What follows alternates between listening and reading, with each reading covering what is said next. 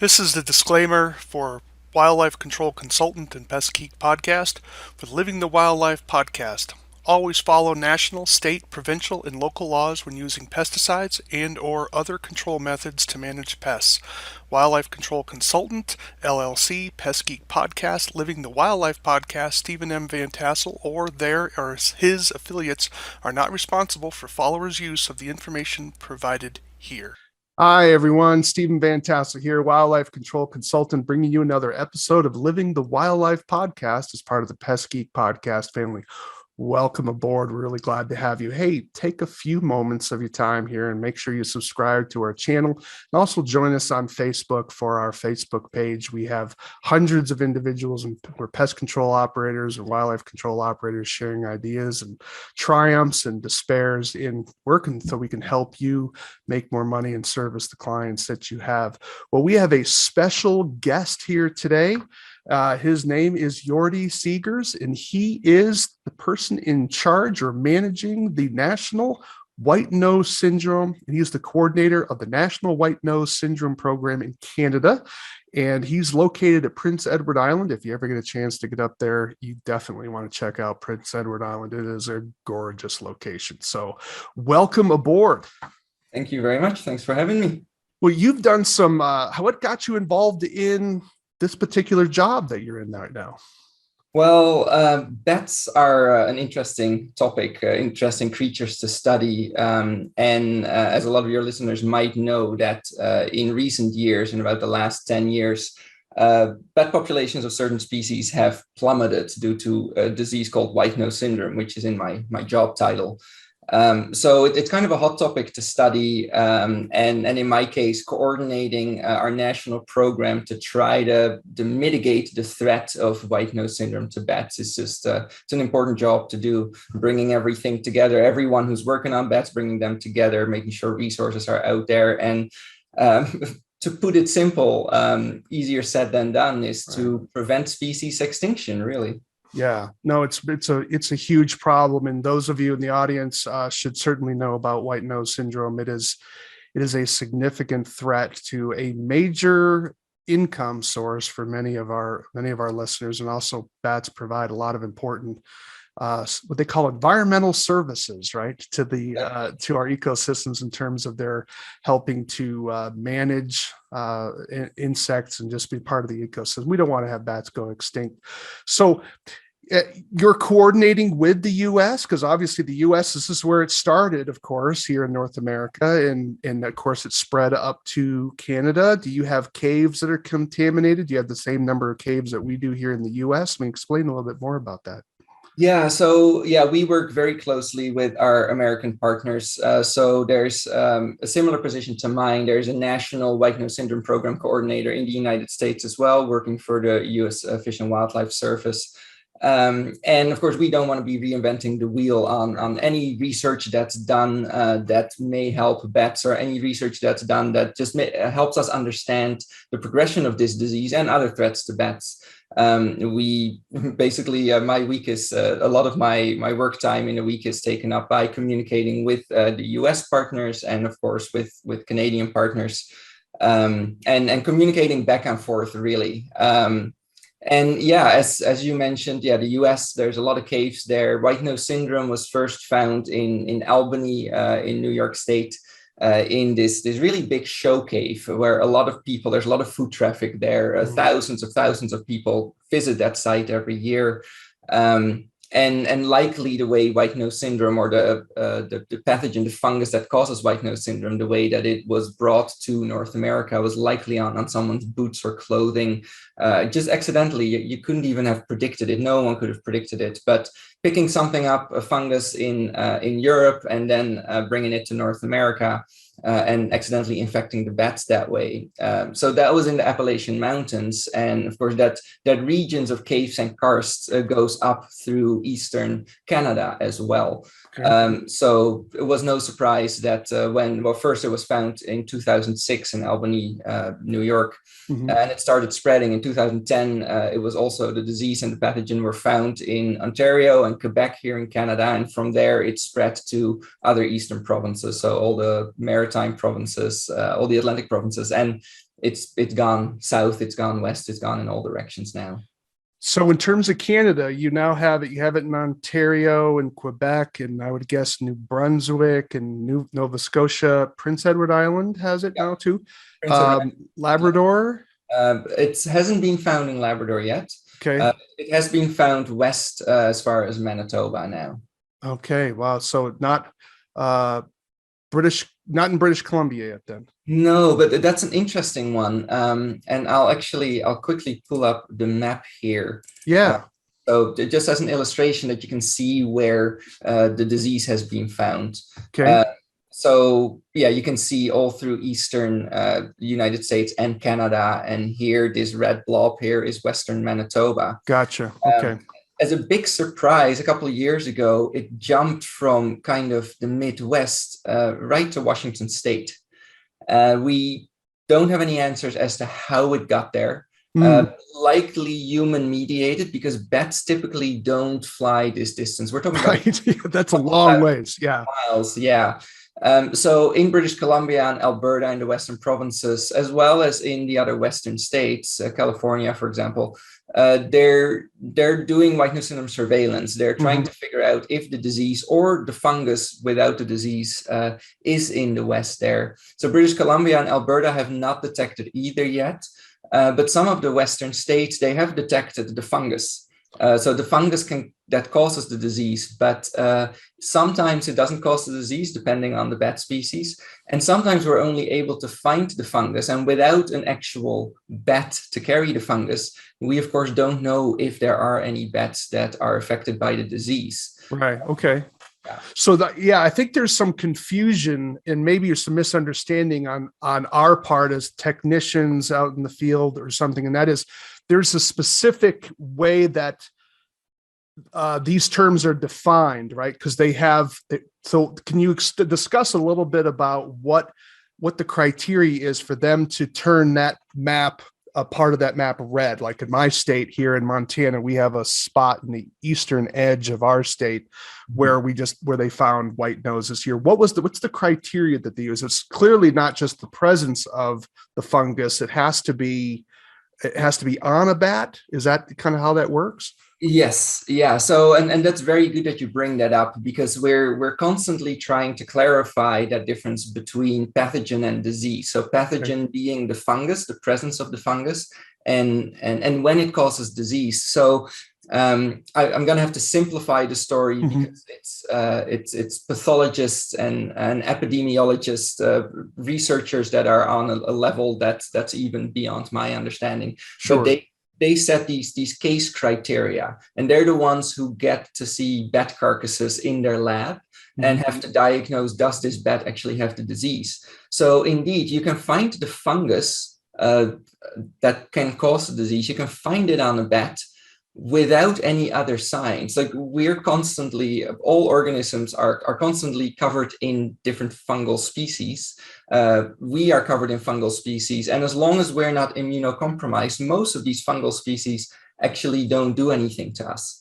But if you have a cut in the skin or something and your immune system in that sense is compromised, some of these microorganisms are able to take hold and are basically able to cause an infection. So So what we need to diagnose a bat with white nose syndrome is, yes, indeed, we typically need a carcass of a bat. We could do it on live bats as well, but it's a little trickier, so easier on a dead bat.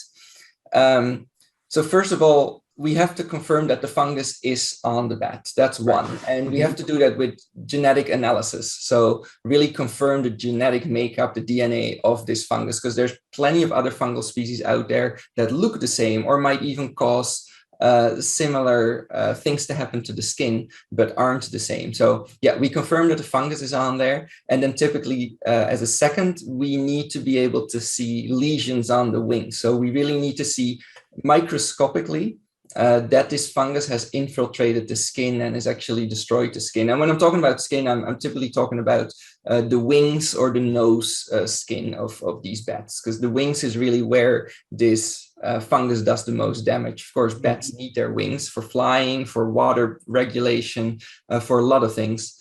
So when it destroys their skin tissue, their wing tissue, that's when these bats actually get sick and usually get thirsty because water balance is all out of whack.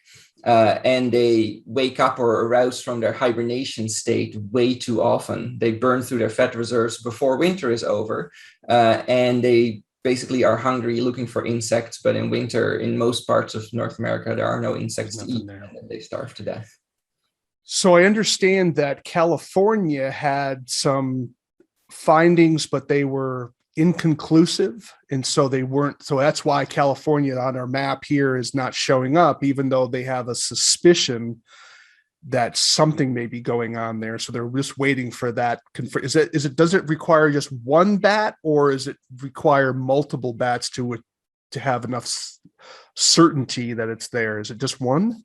So yeah, you're right that in California, indeed, they were looking for the fungus, and sometimes these tests are inconclusive. It's very complicated, but basically in the amplification of the DNA, there might be something there, but the sample wasn't strong enough to indicate that it was actually this fungus. It might have been something closely related. Close to it. So again, we're talking here about potential detection of the fungus, but not the disease. There's no talk about the disease yet because it hasn't been shown to do anything to bats there, which makes sense because if you haven't conclusively found the fungus yet, you can't have conclusively found the disease yet.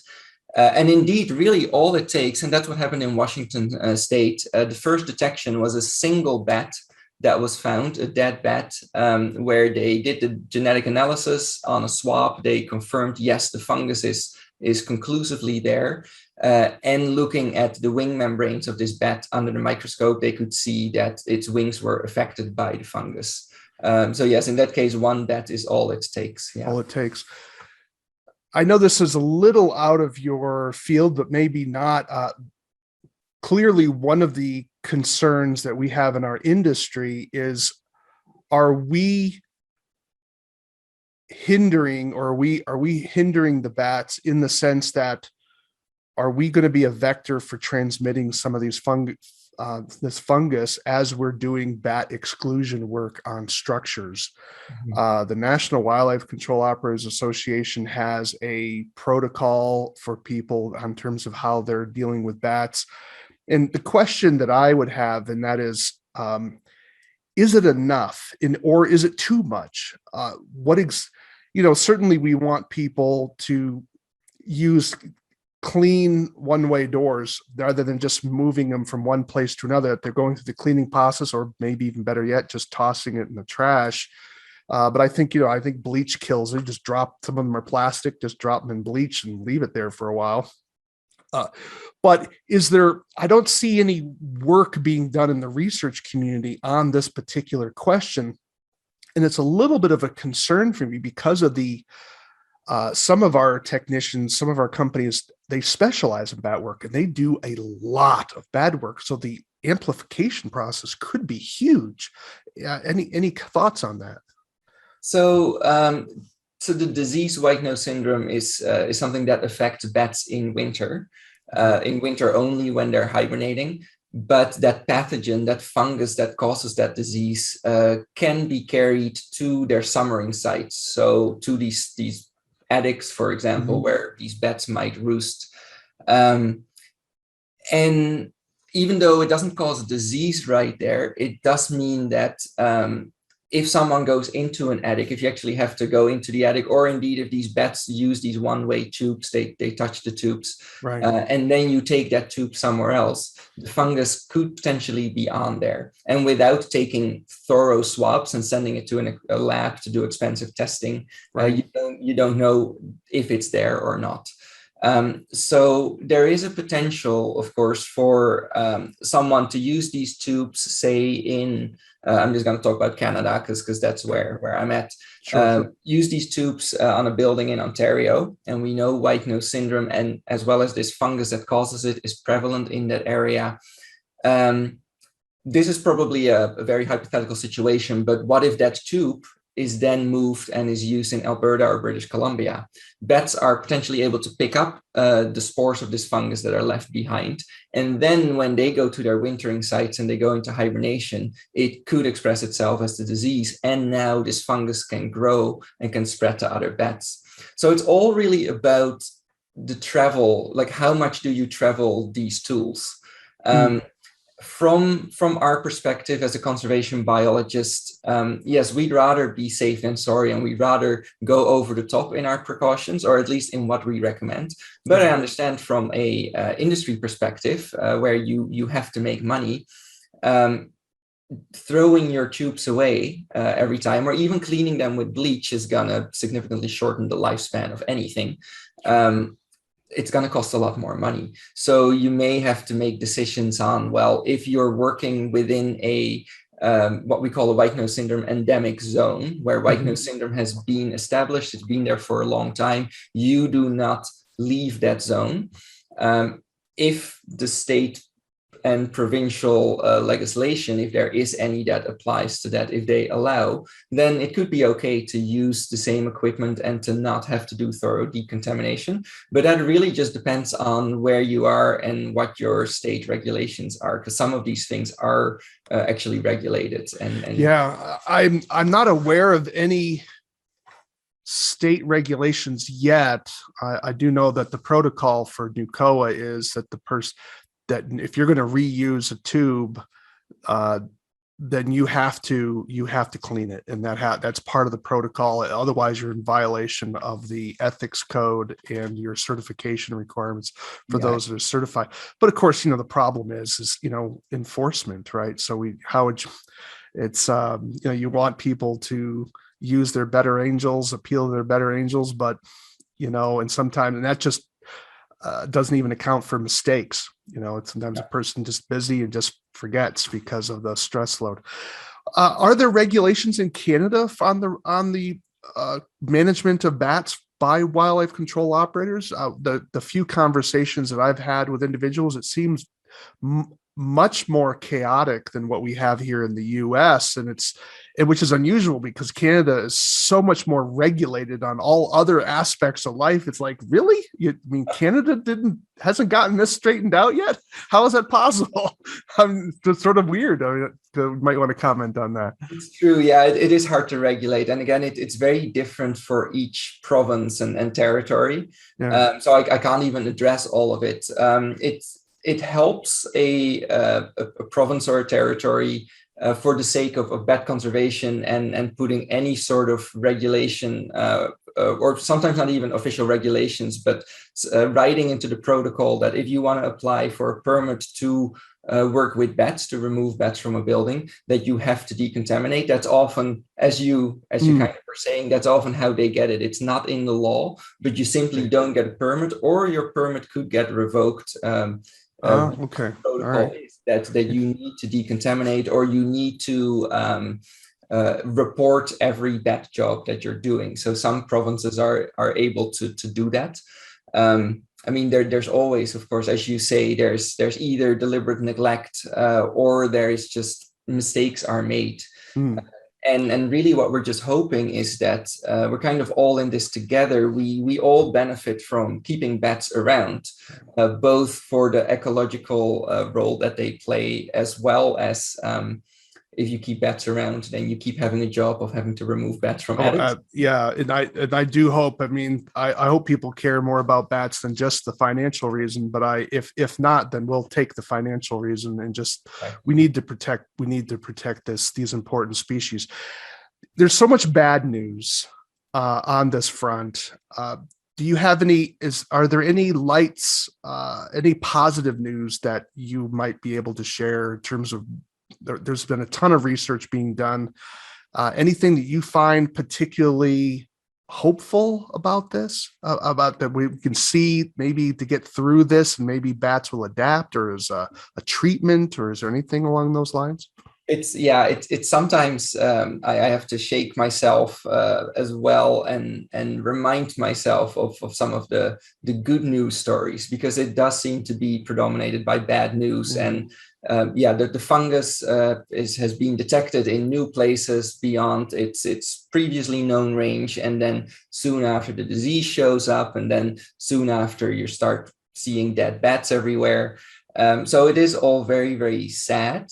But yeah, the research community and the wildlife management community are doing amazing work to protect bats. So you asked, like, is there something like a treatment, for example? Not yet, but yes and no, I should say. So there are a lot of researchers in Canada and the US doing trial runs with these treatments. They usually start in the lab, and some of these have actually moved into mines to apply treatments there and see, does it actually work? Often these are volatile organic compounds, so basically a gas or a mist that they can spray into a mine that has some sort of antifungal components or properties. So it's the aim is to basically just spray it in this site and then kill the fungus that causes white nose syndrome. Of course, a lot of tests are required because you want to make sure that you don't kill any other microorganism species. Right. It turns out that caves and mines, places where bats hibernate, are full of microorganisms, bacteria and fungi. And we know so little about the balance of it and how important these are. If you completely sterilize a cave, for all we know, it might not be useful for bats anymore. Right. So we need to be very careful with that. And so researchers and wildlife managers are very careful with that and are really just testing the water. They don't want to set something new loose. Some of these treatment options are bacteria, literally bacteria that inhibit the growth of this particular fungus. So we are talking about organisms that can multiply. So we want to be very careful that we don't start a new fire, basically. Yeah, indeed. Are there is there any hope for bats developing natural immunity? Like, obviously this fungus is natural in Europe and the bats have been there for, I guess thousands of years or whatever the number is, and they've learned to coexist with this fungus. Any hope on any signs that that's happening with some of our bats here in the United States or North America? Yeah, and I think that really is kind of the good news story. So even just superficial, this disease has been it was first discovered in North America in 2006. So it's been around for over a decade now, a decade and a half, really. Again, starting in New York, and it basically shows in these hibernation sites anywhere from 85 to 99% mortality. So you might be thinking, well, where's the good news in that? The good news, I guess, is that it's not typically 100%. 99% or even 85% is ridiculously high. That is a massive population decline and cause to list these species as endangered. But there are some of these bats that are surviving. So that's kind of the superficial part. But so researchers have studied these bats. And it's research that goes way over my head, and it's not research that I've been personally involved with, so I can't really address it in great detail. But basically, it does seem that these survivors, they are genetically a little bit different from the bat carcasses that we receive all over North America. So there's something going on there, and that is potentially mimicking what may have happened in Europe. We don't know in Europe if there was ever a natural introduction of this pathogen and a crash in populations, and we're looking at a recovered population now, and it might be more likely, it's just been an arms race. The fungus and the bats have coexisted. The fungus tries to adapt to get a hold of the bats, but the bats adapt some sort of immunity. So yeah, some of our bats are genetically different. Somehow the fungus doesn't get a hold of them at the same level as it does to these bats that die. And so hopefully these bats will live on and reproduce and pass these better genes on to their offspring. Now that's where we really can make a difference, because the truth is, there, like I mentioned, there isn't really a treatment option yet for white nose syndrome that we can apply, no silver bullet. But we know some of these bats are surviving, and these bats are facing so many other threats. But those are typically the threats that we can do something about. So one of the threats applicable to your podcast here is bats being excluded from buildings in the wrong way or the wrong time of year. That's a massive threat, because we're talking often about, if you have a lot of bats, and people who want to get rid of bats in their attics typically have a lot of bats. That's a maternity colony, most likely. Yeah. So those are females that are pregnant. They arrive pregnant in the summer. They give birth there. For an endangered species, that is, of course, critical habitat. Your attic is critical habitat to a bat. So we don't want to say, oh, you can't touch it anymore. The bats own your building now. Practices like that kind of exist in the United Kingdom. Sometimes if a bat's in your building, it's very hard to really. Oh, I didn't realize it was quite that strict over there yet. Pretty Pretty tricky, yeah. But here in North America, it seems, and again, it differs from state to state and province to province, but it seems that typically the regulation is, yes, you can get a professional to come in and remove these bats, but it has to be done in late summer, early fall. For example, our window here that we recommend in northeastern Canada is between like September and October, when the bats. Oh, real? Okay. Interesting. September and so you're at September, October. Many locations here in the States, the blackout period ends August 15th. So you can exclude after, I guess, on or after August 15th. But again, you're finding that bats can be hanging out even longer than that, out into September. Interesting. Yeah, and it might be because of the climate here that the summers are shorter, so that even in the spring, when in a lot of places in the United States it's already quite warm, there's lots of insects out. Here in Canada, we might not see our bats come out of hibernation until May, for example. So bats might stretch their maternity season a little bit longer. And again, this depends on region. In some provinces, you might be able to exclude your bats earlier than later. But typically, we'd say ideally like mid-September, late October is relatively safe, because the issue, of course, is that if you do it before and you use these one-way tubes, the females, the adults, they fly out and they can't get back in. And now the babies that can't fly yet are locked in the attic, and they will starve to death. So it's also an argument, of course, for homeowners. You don't want it done any earlier than that, because you're going to lock bats in your attic, and now you're going to have an attic full of carcasses. That's not good for the bats. That's not good for you. Then the window, so it's a little bit more complicated if you're in areas where you have big brown bats as well. So we have little brown bats. Yeah. This is the skin of a little brown bat. This is one of those endangered species that's affected by white nose syndrome. We have big brown bats as well. That's not just a bigger version of this. It's actually a different species that happens slightly bigger. Now, the little brown bat is a bat that you typically find in attics, but they're typically only in there in summer. There are definitely some exceptions to that rule. Big brown bats, however, they are able to hibernate in attics, at least here in Canada.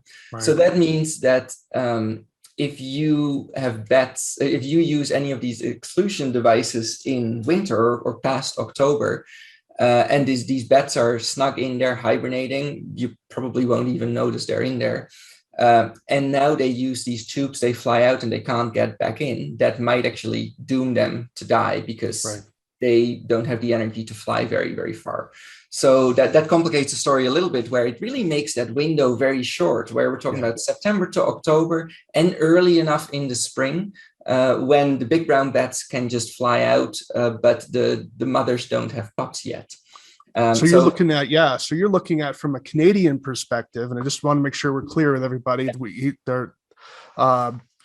Jordi is talking from a Canadian perspective. So the window for exclusion is quite small in Canada, where obviously in many parts of the United States, you could do exclusion sometimes from August 15th out to maybe, October, where if you're starting mid-September, if your recommended time is mid-September to the end of October, you got 6 weeks to do all those bat jobs. I guess I would say the only positive side of that is that here in the States, and I'll ask you about Canada, here in the States, typically what a wildlife control operator would do is he would secure the building except for the active exits. And then when he came back in August 15th, he would just slap the one-way doors on. It requires a second visit, and it can be a little bit of a hassle business-wise, but you don't have, you're done with the house. It's just a quick visit, slap the one-way doors on and leave. I guess someone in Canada do the same thing where they basically secure the house except for the openings that are being used, and then mid-September come up and just slap that one-way door on. Otherwise, if they had to do all the work in that 6-week period, they wouldn't be able to do many jobs. Yeah, so when you're talking about securing the house, you're talking about making sure that the bats have no alternative routes. Right. Right. Yeah. Well, they can't get in anywhere else. So you're closing all those holes, but you're leaving the ones that they're actively using alone until you come back to put the one-way doors on at the appropriate time. Yeah, I'll start by saying that what I'm talking about is even more specific to some of the recommendations that we've written for Eastern Canada. Okay. I can't say that it's the same for Western Canada. The climates are a little bit different there as well. But yes, we do actually recommend that if a pest control operator has the time for it, to go out and observe the bats fly out of the building, indeed figure out what are these active entrances and exits that these bats use. Okay. And if there's any talk of bats coming into a living space, that's a completely different story. Right. If there's a risk of a bat sharing a space with a human or with pets, that needs to be dealt with straight away. Yes. So in that case, we would recommend that holes are plugged from the attic into the living space, or from the living space to the outside if bats are coming in that way, because you get into bats getting in contact with pets and with humans, and it's a bad story with the small but real chance of a bat carrying rabies. Yes. So yeah, there are definitely activities that just should be done and dealt with straight away. But when we're talking about really colony exclusion, wherever you are in North America, those dates that are set, that window should be set based on, this is when we're confident enough that the pups are able to fly. Because if they are able to fly, you put these tubes on for long enough, you give them a week or 10 days, you got to have enough days with suitable weather that you're sure that all of these bats would have left. Then it's totally fine. Then hopefully they'll find a different roost somewhere else. And then you can take the tubes off, plug those holes. Yeah. Well, that's all very, so it sounds very similar to what we have here in the US. I'd like to transition, if we could, to some of the research that you did regarding the other threats. I mean, we see the white nose as the big boogeyman in the room. I mean, it's a big monster. There's no doubt about it. But you did some work in areas that other threats that face bats. Why don't you talk to our audience about some of those other threats? Yeah, that's right. And that's really that whole point of if we can't help bats survive white nose syndrome or not well enough, where can we help them? So first of all, we need to understand what other threats bats are facing. And there are many. So there's a lot of research that other folks are doing. I think wind farms is a big one that I think a lot of people are familiar with. Slice and dice. Yeah, so bats as well as birds, they have trouble detecting, seeing, or using echolocation to detect these spinning blades of the turbines, and they get struck by it. So there's a lot of research going on to figure out why are bats going up to turbines in the first place, because if we understand that, maybe we can do something to make it less inviting to them. So some of the thoughts that are out there are that a wind turbine looks like a giant tree to a bat. And a giant tree is the kind of tree that has good cavities, good holes in it. A lot of our bats are cavity roosters. Some from branches, a lot of them go into holes that naturally occur in there or under the bark. So we think a lot of these bats might be flying up to turbines because it appears, they check it out. They think, oh, it's a tree, let's check it out. Interesting. So it's not, so let me just pause you there. So I thought that the bat issue was a migration issue or a bat hunting nearby and then getting whacked by the blades, but you're saying the bat may be actually attracted to it as a potential harborage space. So the story is very complicated. There's possibly different things going on. So one of them, Sure. I didn't hear about yeah, the living one. I thought that's just bizarre. so Okay. yeah, it might look like a tree, so it might look like a good place to roost. It also seems that depending on the color of the wind turbine, it might attract a higher abundance of insects. Mhm. So if the color attracts a lot of insects, then it attracts bats. Sure. Right. If you change the color to attract fewer insects, then you might attract fewer bats. And then the migratory bat story is often that wind farms are placed on in places where there's a lot of wind, which Right. and on edges, so on edges of lakes, which are the kind of features that migratory bats use to migrate along. So unfortunately, the good places to catch the wind for wind turbines are also the places where migratory bats and birds go. Right. Plus, it might be, again, this visual thing that when bats fly large distances, they don't actually use echolocation. They just use their eyes because they have perfectly good eyesight. And it's good to have something to aim for. So you see the biggest tree in the landscape with a nice light blinking at the top, you aim for that. And then it turns out there's a spinning part to it. So not all of these things are proven. Like we can't dig into the mind of a bat and see that it believes, oh, this is a good roost tree. But those are some of the theories that are out there. But we also know that when most bats die by the hand of wind turbines is at low wind speeds, because bats don't actually like to fly when it's very windy. 10 miles an hour wind, basically, any windier than that, and they typically don't fly anymore, way fewer fly. So a mitigation strategy is to basically shut the wind turbines down when there's very low wind speeds and they're not generating a whole lot of energy anyway. So yes, there will be some energy generation loss, but it's relatively minimal.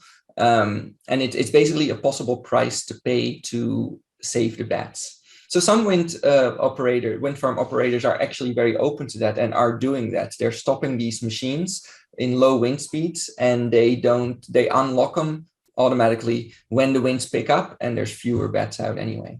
Wow. Okay. So 10 miles an hour. What about temperature? Is there certain temperatures that bats aren't flying at as well? Typically as well. I don't know with the variety of species that you have in the US and a variety of climates there. Also, I don't know Fahrenheit, so I'm going to talk about Celsius. Sure, talk Celsius, that's fine. But we typically find that below, in this part of Canada, in eastern Canada, below 10 degrees Celsius, the bats tend to not fly that much anymore. But if you go further north to Labrador, where in basically the peak of summer, it could still be freezing at night, bats do still fly. So it depends on where you are. These temperature measurements and how bats are influenced by that are different depending on where you are. Yeah, so 10 degrees Celsius is 50 degree Fahrenheit as a rule of thumb. So once you're starting to get 50 degree Fahrenheit or below, I think the rule of thumb that I've used is, if you don't see bugs, you're probably not going to see a bat. I mean, it's because there's not a whole lot of reason to be flying around to just scoop air or something, I guess. Although I do hear that they sometimes will come out of hibernation in the middle of the winter for a cleanse or a water to just, I don't know what they're doing in the middle of the winter time, other than they should be hibernating, where they can come out and get some water, perhaps. Is that kind of what they're doing? That's exactly it. Yeah. So when bats hibernate, they lower their body temperature so that they don't burn calories as fast as they would otherwise. But they still dehydrate at a slower pace, but dehydration is still a thing. So they actually naturally come out of hibernation every 10 to 15 or 20 days or so, because they're thirsty. And so sometimes in these caves or mines, there's high humidity, or there's even an underground lake. They just fly through the cave, they drink the water there.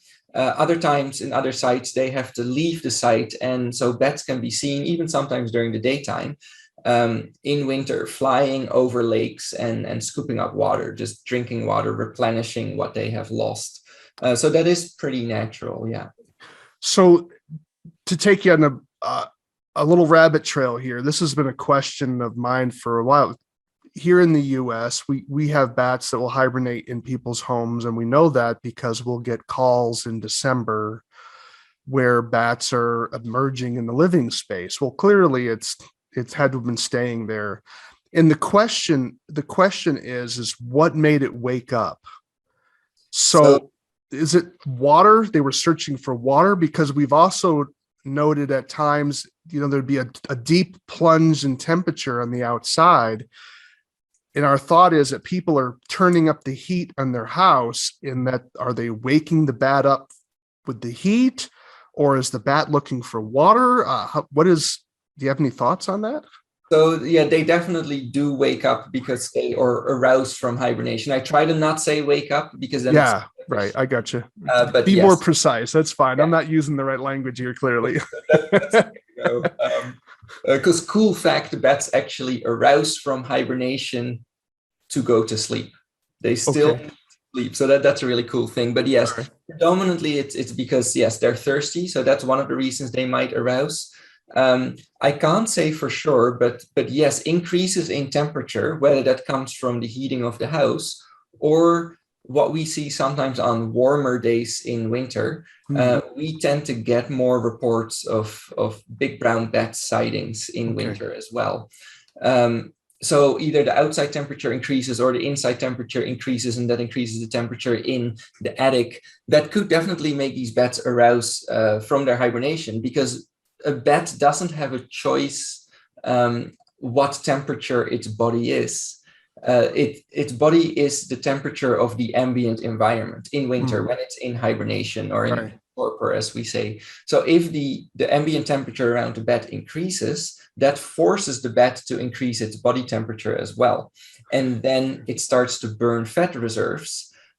So yes, it might actually naturally, when the temperature outside gets warmer, it might take advantage of that, because in some places it might mean some insects are out there as well. So it's a good opportunity. Oh yeah. To replenish a little bit. But when it comes from inside the house, of course, that makes this bat's body think, oh, there's a warm spell, I need to arouse, and I'll take a flight and I'll try to find some food. But actually it's still freezing outside and there are no insects there. Yeah, I can't say why these bats end up in living spaces, because they knew which way they came in. Bats are very clever. They should know which way they come out. But that could have various reasons. Either that gap is frozen over. It could be a juvenile bat, a bat that was born that summer, that's a little naive, that took a wrong turn and ended up in a living space. Could be any or all of those things. Sure. So you've talked about white nose syndrome, the threat of windmills, wind turbines. Are other threats that bats are facing? Yeah, so many. Bats need, like any wildlife, typically they need healthy forested habitats. They need their trees. So keeping diverse old growth forest and mixed with hardwood and softwood forest, keeping those around is very important. So that's all, of course, up to wildlife management agencies and working with permitting with forestry industry, for example. But I think a big one relating to bats associated to buildings is predation by cats. Cats. Cats are we love them to death, but they are little murder machines. And outdoor cats are the big issue, of course, because you don't even know what your cat's doing. There are better stats on the number of birds killed by cats, and I don't know these off the top of my head, than there are about a number of bats killed by cats, and that is because birds are simply more visible. It often happens during the day. But yeah, keeping your cat outside, especially at night or during dawn and dusk, is when they can do the most damage. The thing is that bats echolocate. So they use this high frequency noise to see in the dark. Even when it's pitch black, they can hear the reflection of this sound and make a mental map of their environment. It's a sound that's too high in frequency for our ears to hear, but cats can hear it. So cats have this perfect radar that they can just in the darkness hear bats fly around. And if they swoop too low, or if it's on a tree or something, just taking a break or eating, cats can get bats. And Cats can get it.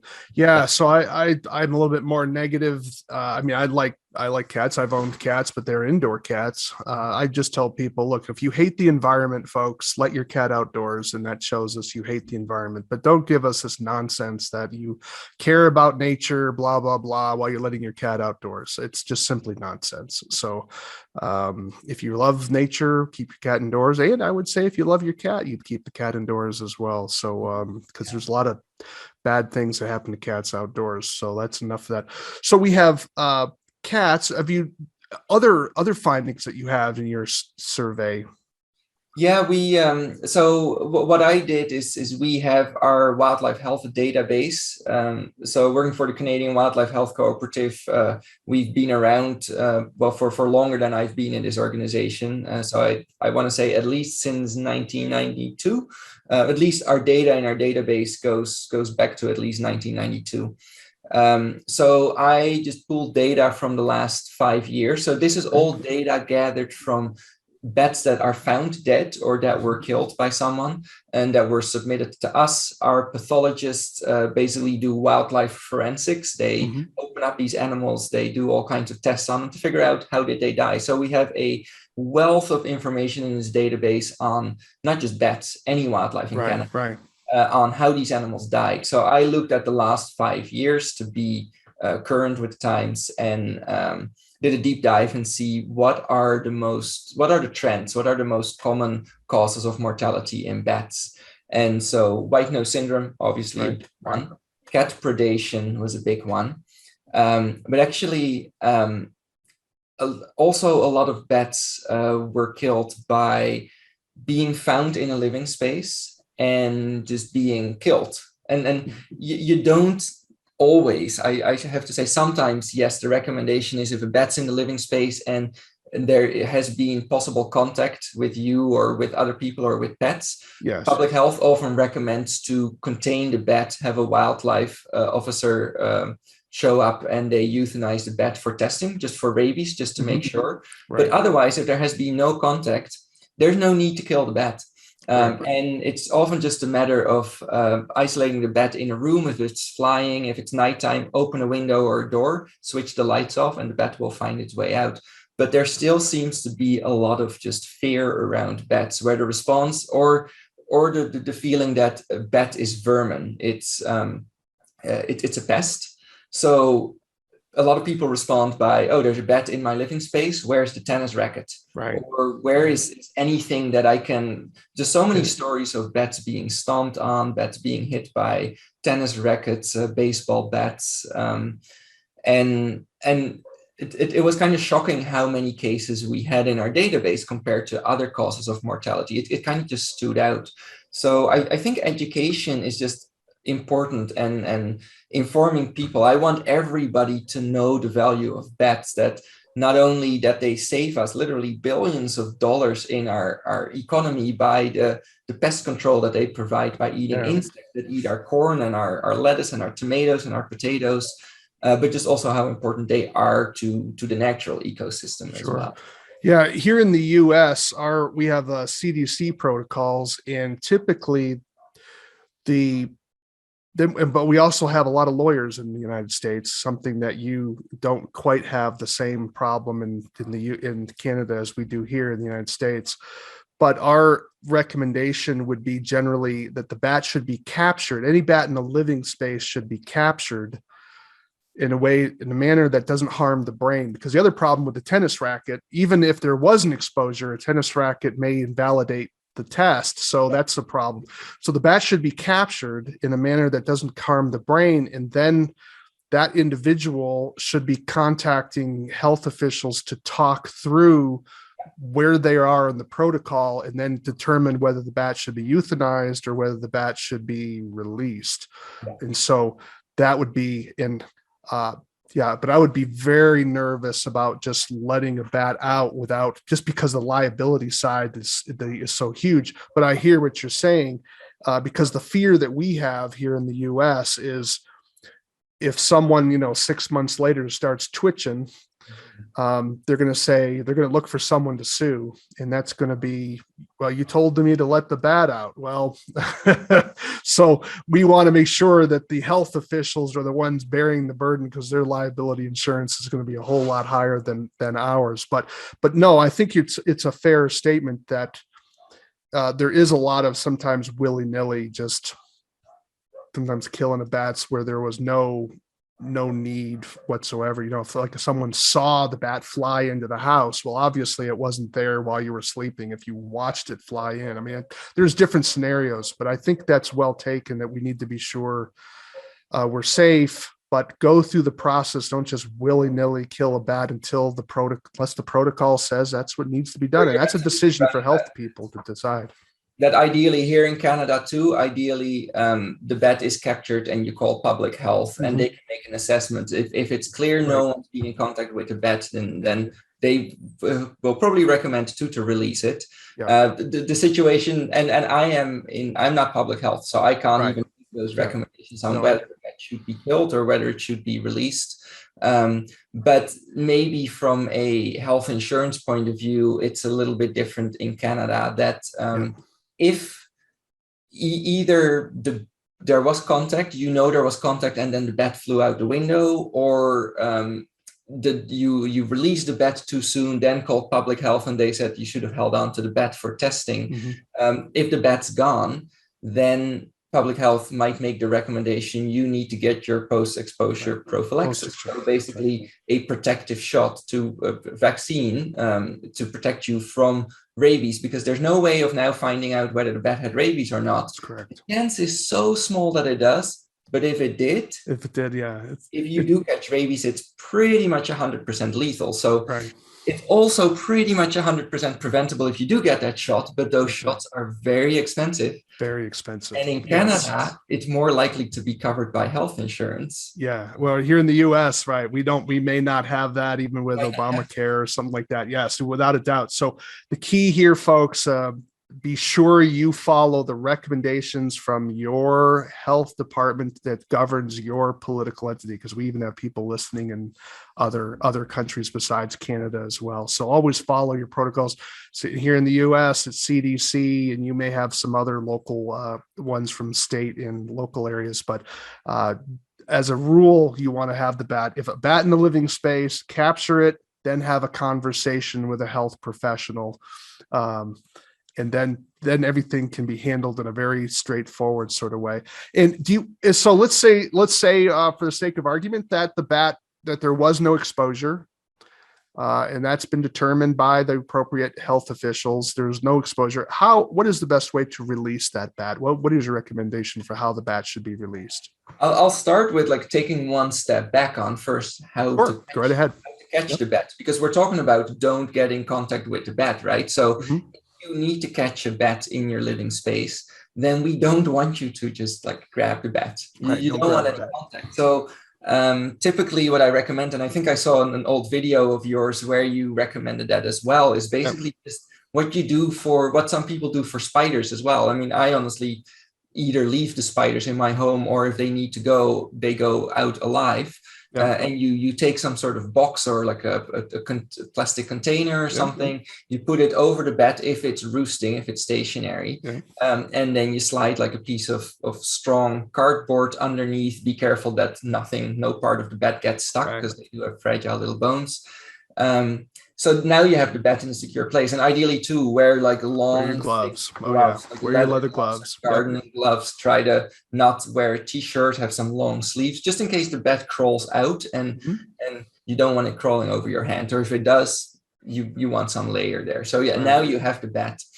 I'd say it's easiest during the night, because that's when you can basically just go out and basically just tip the container gently on a branch of a tree. You don't want to put it on the ground, because bats are not like birds. They're very bad at trying to take off from the ground, because they don't have long legs. They have a membrane in between. Bats can't walk, basically. And they can't push themselves off very well. So put them up on something high. A rough wall surface might work as well. And then the bat likely will just fly. It might sit there for a while, but it likely will fly away, and hopefully before any sort of predator comes by.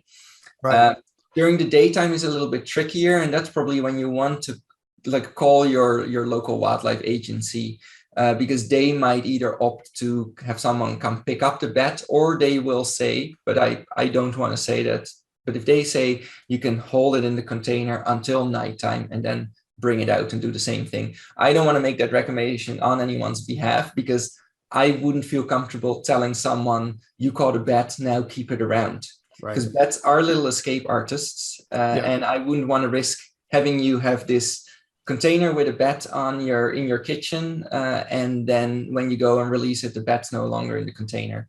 But if you talk to an expert and they recommend any of those sorts of things, then follow those recommendations. Yeah, typically we have we'll use a Tupperware container that has a good lid, and then if you want to be extra careful, you can duct tape that lid down, put a T over it.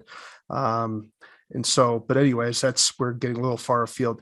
Any other threats to bats that you found in your research? And by the way, is your research published? Are people able to view it yet? Yes. So we have a website. It's easiest to Google. There's the Canadian Wildlife Health Cooperative, but you can also go to, it's all acronyms, but it's CWHC-RCSF.ca. And we have a report section there. And so you can find our bat health report. So all of those data are in there.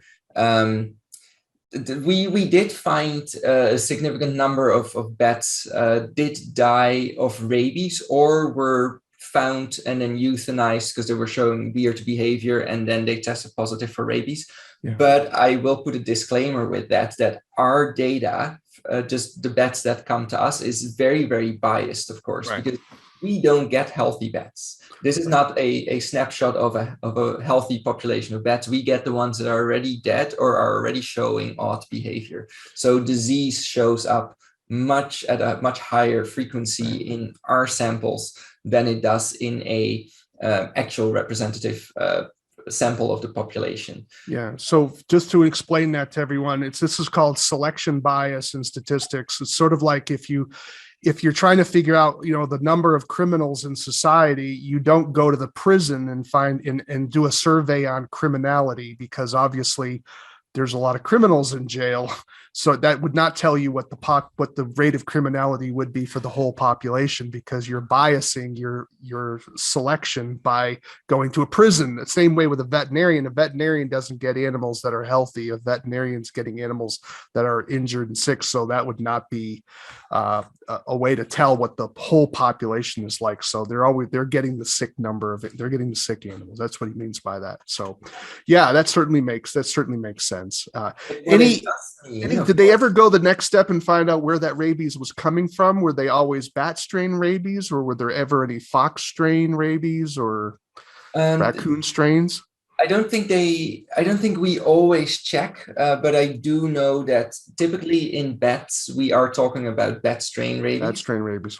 Interestingly, though, because there seem to be, for every species of mammal that has contracted rabies, there seems to be a variant specific to that species. So silver-haired bat strain of rabies, for example, has been found in other species of bats. Right. So it's not always the particular strain that belongs to that species, and that's interesting. And I don't know why that is, but rabies does work a little bit differently in bats than it does in other mammals, it seems, because in foxes and skunks and raccoons, for example, there's an outbreak. Suddenly there's a bunch of these animals that have rabies, and then often wildlife managers tackle that and try to get rid of it. And so then the outbreak has been contained and it's been taken care of until the next outbreak. With bats, there's no such thing as an outbreak. It just seems that lingering in these bat populations, there's always very low levels of rabies there. So you don't get an outbreak where suddenly 30% has rabies, but there's just always, and that's where researchers have gotten a much more unbiased sample, sample of bats, where they found that it's about 0.5% to 1% of any given population of bats could have rabies. if you have a population of 500 bats somewhere, then anywhere from 2 to 5 bats probably have rabies, but it doesn't seem to cause an outbreak because some bats actually seem to be able to clear the infection and survive rabies. Something that's amazing. Yeah, it's because it is sort of weird. How is it that it persists in these populations for years? And yeah, you're right. I guess you don't hear of a outbreak of rabies among bats where you just have these mass die-offs. It's just strange. Yeah, they're very amazing animals. There's so many diseases. Like wildlife carries diseases. Sure. Bats are not really any different in that. We don't even really think that bats carry more diseases than other wildlife species do. But the diseases do seem to work a little bit different in them, that they can carry a lot of these diseases without getting sick and without dying. And that's interesting. That's also something that we want to understand, because if we can figure out what physiological mechanism allows these bats to deal with these diseases, with viruses, we can learn from that and potentially apply it in one way or the other in our medical field and help people. So now that you finished this particular survey you did for 5 years, what is next? Are you looking to go back even further historically, or are you picking a different topic to kind of do? I mean, by the way, thank you for doing that historical data. It is irritating when data is being collected and never published, right? I mean, this is we have a lot of states in the US that collect controlled data from wildlife control operators. And my belief is, and I'd love to have a biologist listening prove me wrong on this, maybe your state will be different, but my suspicion is a lot of that data just gets stacked on a shelf and ignored. That's unfortunate. Why are you collecting it if you're not doing something with it? But I'm glad that you did this. What's for the future for you?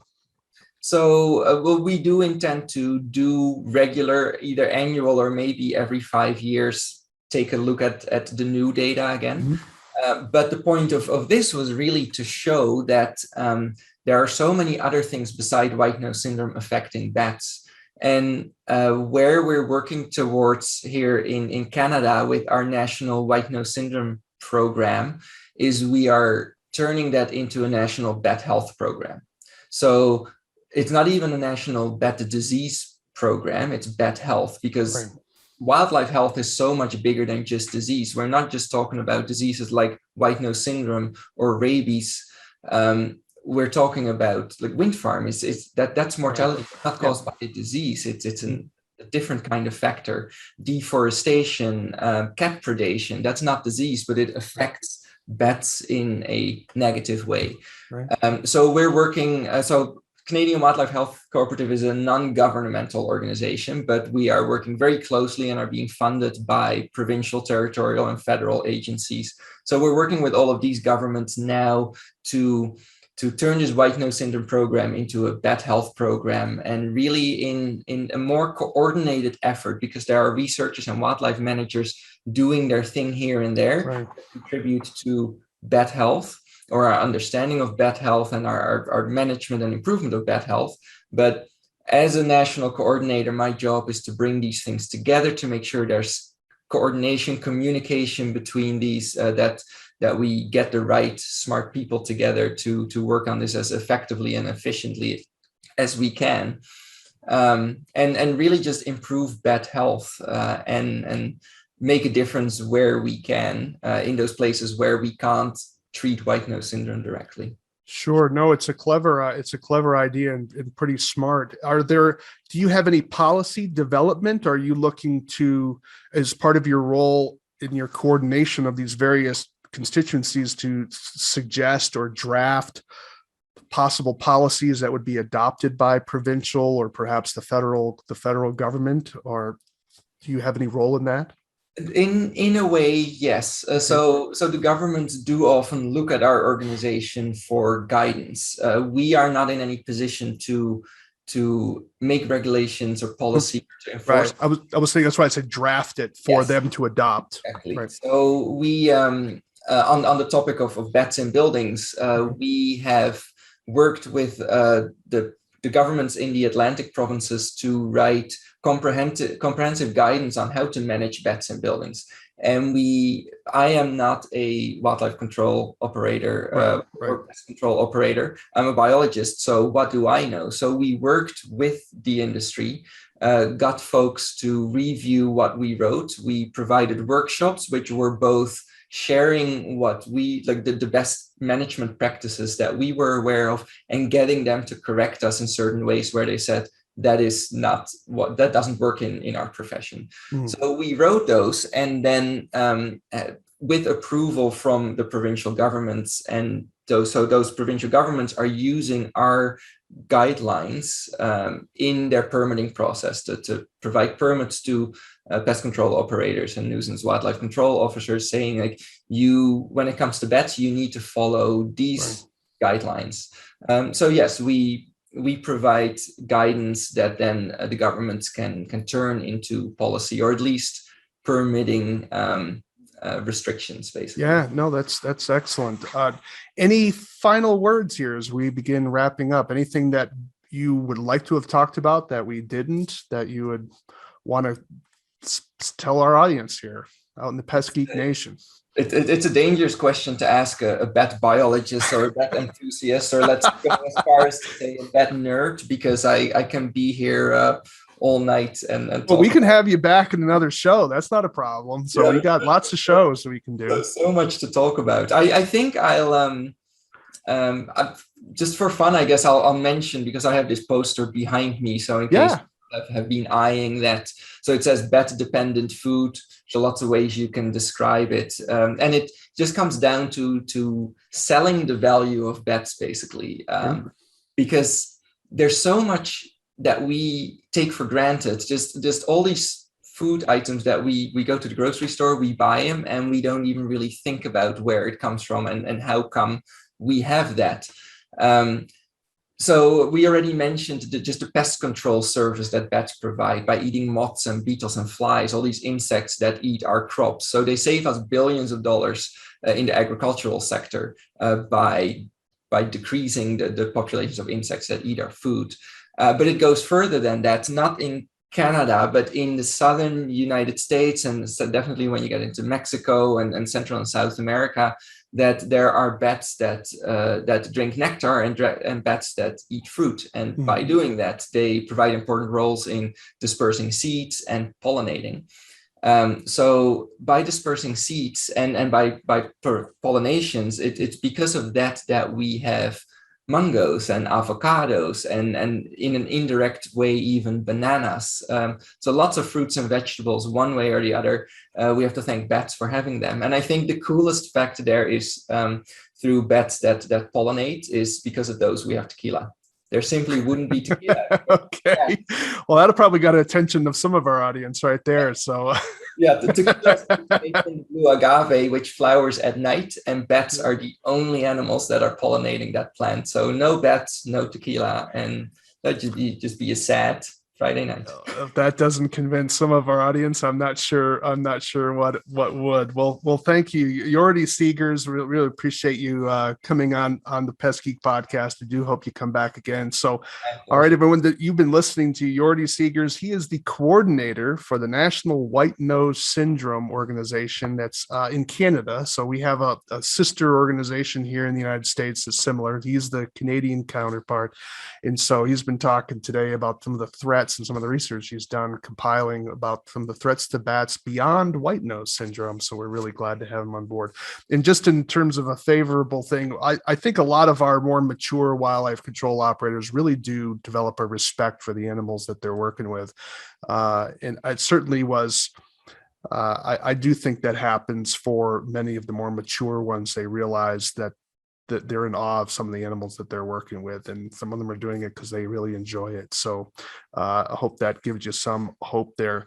Well, everyone, you've been listening to the Pestgeek podcast, Living the Wildlife with Stephen Vantassel here, wildlife control consultant. If you'd love to hear from you, you can reach me at wildlifecontrolconsultant@gmail.com, wildlifecontrolconsultant@gmail.com. Tell us what you think of the show. comments for future shows. If you want to be a guest, definitely reach out to me, give me a little pitch, and we're glad to talk about it because there's so many things going on in our industry. It'd be nice to get that information out. Do join us on Facebook with our Facebook page. You can join other pest control and wildlife control professionals, discuss the triumphs and wins of your work, and also get questions and technical advice there as well. And again, everyone, just to kind of close off, this is Living the Wildlife. We want you to live the wildlife because we don't want you to be the wildlife. Take care, everyone.